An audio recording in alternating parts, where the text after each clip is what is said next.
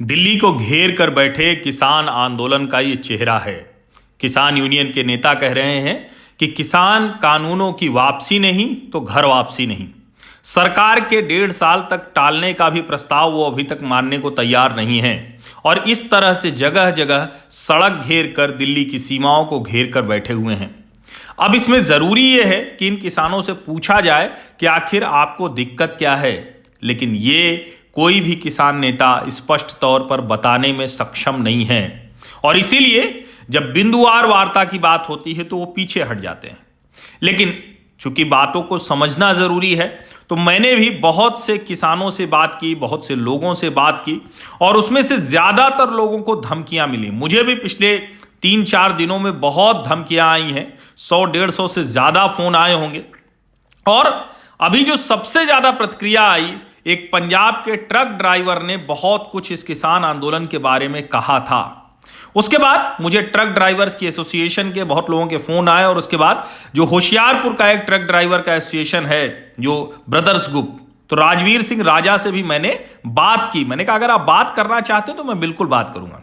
सुभाष सिंह ने मुझसे कहा था कि मैंने अगर किसानों के लिए कुछ गलत कह दिया तो मैं माफ़ी मांगता हूं। मैंने भी उनके हवाले से माफ़ी मांग ली। लेकिन इस किसान आंदोलन की सच्चाई ये है कि कृषि कानूनों के साथ अगर आप खड़े हैं तो आपको धमकाया जाएगा, आपको डराया जाएगा। आप खुद देख लीजिए। चलो। हाँ जी, किसान भाइयों के हम साथ में हैं। किसान भाइयों के हम साथ में हैं। जो कुछ बोला गया दारू पी के उस दिन 8-9 तारीख को, हम उसका क्षमा चाहते हो, माफी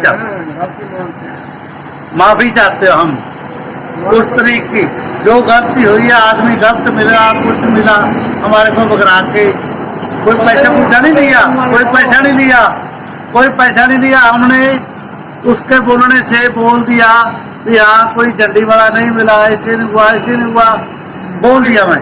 हम किसान भाइयों से माफी चाहते हैं। किसान जिंदाबाद, किसान यूनियन जिंदाबाद।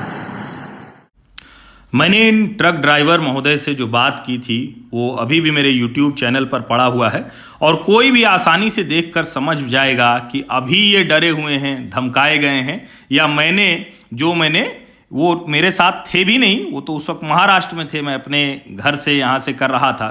तो दिल्ली से महाराष्ट्र तो धमकाया नहीं जा सकता, लेकिन जिस तरह से कहा गया कि चालू हो जा, उससे आसानी से समझ में आता है कि आखिर डरा धमका कौन रहा है।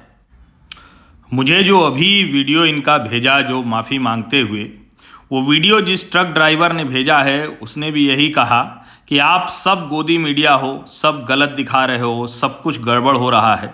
ये दरअसल पिछले करीब 2 महीने से जो दिल्ली की सीमा पर अराजकता हो रही है, जो लोगों में विद्वेष भरा जा रहा है, जो भड़काया जा रहा है, उसी सब का नतीजा है कि पंजाब के लोग अपने मन की बात नहीं बोल पा रहे हैं, किसान अपने मन की बात नहीं बोल पा रहा है। और ये देखिए ये किस तरह का ये कार्टून है, जो किसान, जो अलग अलग संगठन हैं, अलग अलग ट्विटर अकाउंट हैं, उनके जरिए जिसको बढ़ाया जा रहा है। तो आप इससे आसानी से समझ सकते हैं कि दरअसल ये किसान आंदोलन अब रह नहीं गया है। ये पूरी तरह से देश को अराजकता में झोंकने की कोशिश बन गया है और इस कोशिश को आप सबको ज़रूर समझना चाहिए। और मैं उन ट्रक ड्राइवर भाई से कहूँगा कि आपको अगर धमकियाँ मिल रही हैं तो आप बिल्कुल ये कह दीजिए कि मैंने सब उस दिन गलती से बोल दिया था, मेरे ऊपर कुछ आएगा तो कोई दिक्कत नहीं, लेकिन आपको कोई मुश्किल नहीं होनी चाहिए।